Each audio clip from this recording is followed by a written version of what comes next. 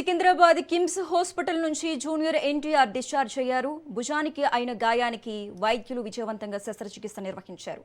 శస్త్రచికిత్స అనంతరం వైద్యుల పర్యవేక్షణలో ఉన్న జూనియర్ ఎన్టీఆర్ను చికిత్స పూర్తవడంతో హాస్పిటల్ నుంచి డిశ్చార్జ్ చేశారు. ప్రస్తుతం ఆయన ఆరోగ్య పరిస్థితి నిలకడగా ఉన్నారని తెలిపారు వైద్యులు.